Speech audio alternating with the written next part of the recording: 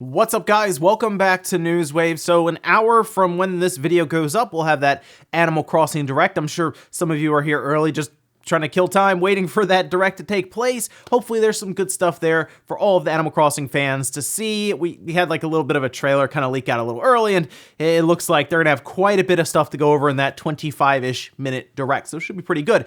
Today, though, we have some stuff to go over, which includes Sony actually canceling their plans pretty close to the event, PAX East. They're not going to be going, and they gave us a reason why. We're going to go over that today. And also, Embracer Group, which was THQ Nordic AB, made a massive acquisition. One we're going to talk a bit about here and what that could mean for THQ Nordic overall and where they could be going, because it looks like they might actually become one of the really big game companies total to keep an eye on going into next generation. As always, guys, if you enjoy these videos, make sure that like button helps out a ton, and if you're brand new here, hit that red subscribe button down below. That way you can stay up to date on all the gaming news going on in the gaming world. And I gotta start with Biomutant today. They put out a tweet basically saying, hey guys, we're still working on Biomutant. Don't worry, it's not gone, because this was a concern. This is actually a game I'm looking forward to. I don't know, when I saw the gameplay for it, because they did show gameplay last year, I remember looking at it and saying, okay, this looks like it could be pretty fun. It didn't look like a crazy complex game or anything. However, based on what they're saying, the scope has maybe changed and become even larger, and it's taking them more time to get it done. And that's fine. Really, I'm looking at this is from THQ Nordic, and I am looking at this and I'm saying, it's fine. We'll, take your time with it. We've also heard rumors that it could be coming to the Switch. Maybe we've seen retail listings, and we've kind of heard a few rumors around that as well. Currently slated for the PC, the Xbox, and the PlayStation, and hopefully we'll find out more about a release date later on this year, maybe even around E3 time, also possible. But they did say they'll let us know when the release date, when it's ready, basically. So we'll look forward to that. I'll keep you guys up to date on Biomutant going into 2020. Also, it looks like next week,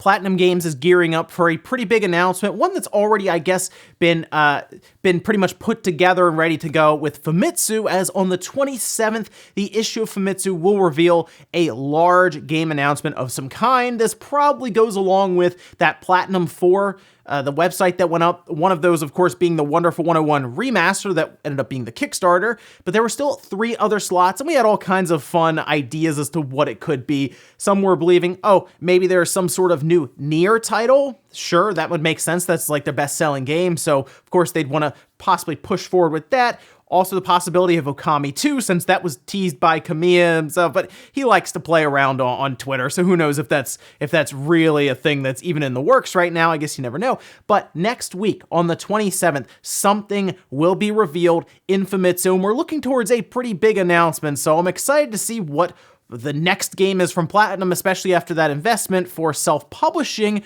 Maybe it could be their first brand new IP, their first game that they themselves own wholly and have created from the ground up. That will be really exciting to see as well. But look forward next week and I'll keep you guys up to date. Oh, and I noticed something a bit odd, but it could be good for anyone who is looking at 2 of the games coming out this year for Sony, and you never know, there could be others, or maybe even some third-party games like Cyberpunk thrown in there. Maybe you're looking to get a PS4 or PS4 Pro kind of ahead of those releases, and you realize that, okay, the PS5 will be 6-7 months down the road, and I want to be able to play Last of Us Part 2 as soon as that's ready to go. Amazon actually marked those PS4 Pros down $100. They're down to $300 right now, and I'm not really sure why, unless they themselves are looking around and realizing they have a lot of stock going into that PS5 launch at the end of this year, and they're just kind of prepping and starting to clear out their stock.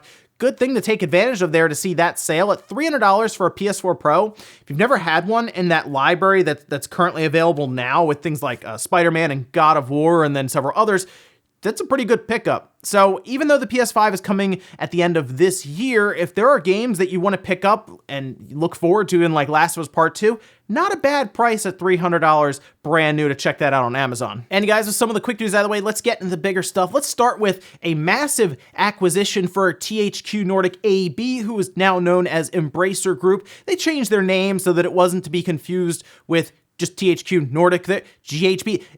Their naming is a bit strange, so Embracer Group is what basically the parent company of THQ Nordic is now called, just to keep things, straightforward.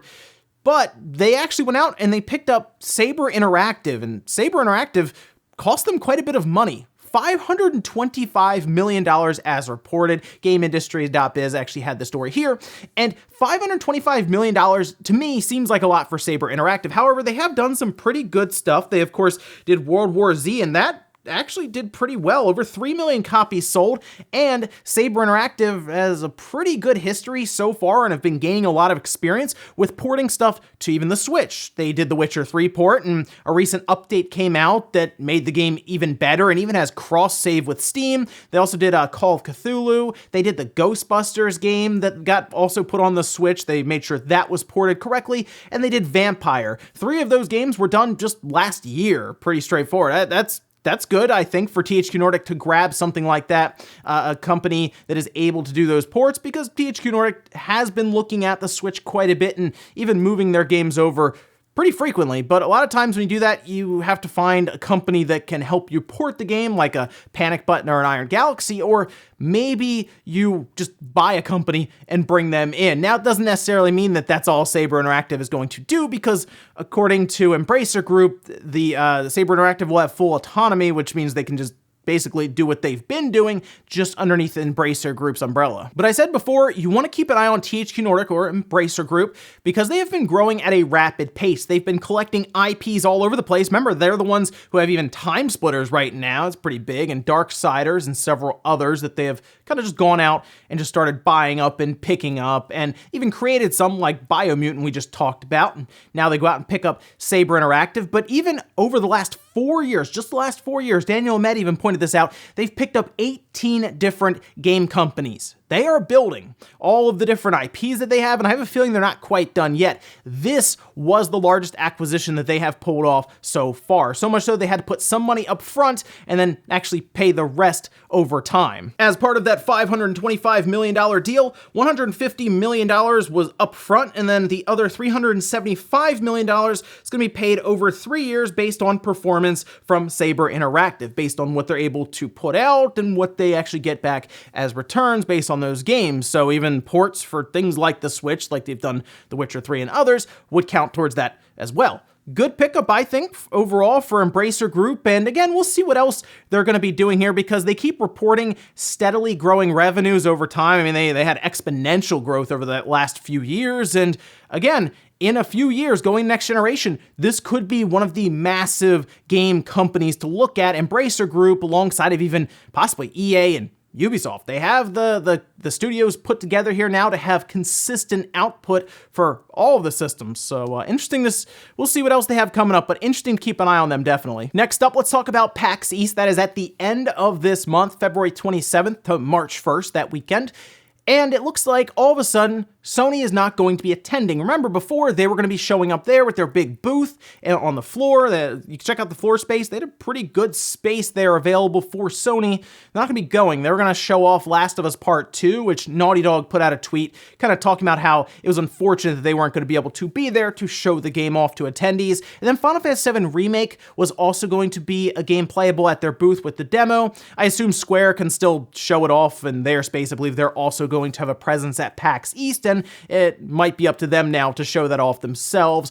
But Sony not going is odd, because we are getting pretty close to the event. Like, this is something that just popped up, but they did explain it on their blog right above their initial announcement they would be there, saying, "Today, Sony Interactive Entertainment made the decision to cancel its participation at PAX East in Boston this year due to increasing concerns related to the coronavirus. We felt this was the safest option as the situation is changing daily. We are disappointed to cancel our participation in this event, but the health and safety of our global workforce is our highest concern."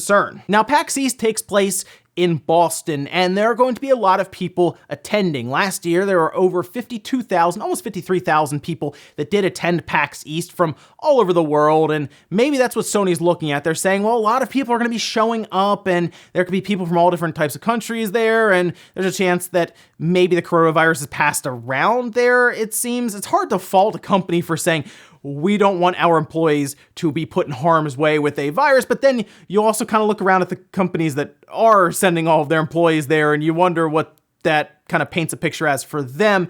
There's still time, I guess, for companies like Nintendo and others to cancel. I mean, I was surprised that Sony did this so close to PAX East. I mean, it's next weekend. It's not like we're a month out or something, or we're literally a week out and they canceled it now. And again, this leaves a massive hole on their floor space at PAX East, so I'm wondering if they're scrambling around even. Seems like it was kind of last minute notice for that one. But again, it's hard to fault them for doing this because it seems like they're looking out for their employees they would send in, although I guess they would have probably grabbed a lot of local people from the area to kind of go there and run it. It's more or less, I guess, in their mind, who will you come in contact with and where are they all from? Because a lot of people are going to gather there, and I guess that does put them at risk of that, although people are still going to go, and it's a bit, I guess it is a little odd if you look at it that way and say they're going to hold off their presence at PAX East because they're concerned about the coronavirus. What does that mean for GDC? What does it mean for that? Because that's a few weeks after PAX East. Are they not going to be at GDC either? Because that would be odd, especially with the PS5 coming out at the end of this year. You figure you want to talk to developers at their conference straight up. We'll see about that one as well. It's just kind of out of nowhere. No PAX East presence, no E3 presence, and I guess they'll hold their own event. That's the other thing I thought about was maybe they didn't want to do PAX East at the even if it's a slim chance when you're going there. Again, you'll be packed in with a lot of people, but the slim chance of contracting the coronavirus there, of maybe one of their executives or people that would then be in charge to maybe run a PlayStation 5 event meeting ahead of GDC, kind of close to PAX East. That could also be a possibility as to why they are being very cautious here, but it's hard to say with all of that. It'll be interesting to see if anyone else backs out of PAX East. I'm kind of thinking not, again, because we're so close to it, but Sony not showing up there, and hopefully, I guess everyone that goes, that is able to make it out there, hopefully everyone stays safe, and I guess for Square, hopefully they can still show off their Final Fantasy VII Remake, and Naughty Dog will eventually, I assume, have a chance to show off the Last of Us Part 2 in a public setting. Maybe they'll even have a demo that just goes out on the PlayStation Network for that. But yeah, no Sony at PAX East. Bit out of nowhere. Next up, let's talk a little bit about Goldeneye and Perfect Dark from the Nintendo 64. Some retro news here. We talked a little bit about how Mario 64 was decompiled, and Modern Vintage Gamer did an awesome job kind of based around looking into the game after it was decompiled and seeing if it could run better with different methods of compiling it, and he actually came up with some pretty cool ways to make it run a bit better at certain spots. So a lot of people are getting pretty excited, it seems, just to be able to decompile games and then port them to different systems, whether it's just straight to the PC or others. It looks like Goldeneye and Perfect Dark are next on the list, as people are now saying that it's very close or just about done being decompiled, which means people will start to sift through that code, see if they can pick anything out, and possibly even port it to other platforms straight up, or even modify it even easier. Now, we've already seen Goldeneye and Perfect Dark have better controls added to them through emulation, where you have literally keyboard and mouse controls. But the idea of being able to decompile, look at the code, there's some interesting stuff that could happen there, and who knows what happens with Goldeneye runs at like 8 frames a second half the time on the 64. I don't really expect people to be able to make it run any better, but the idea of porting it and adding in new things is always neat. And hey, retro game news is always fun to see out there. So keep an eye out for some Goldeneye or Perfect Dark stuff. It could be showing up online. And in our last bit of news, talk about a Sony patent for the PlayStation VR 2, possibly. It at least gives us an idea as to where Sony is possibly going with this headset that apparently announced and released maybe next year, as they seem to want to get the PS5 out first.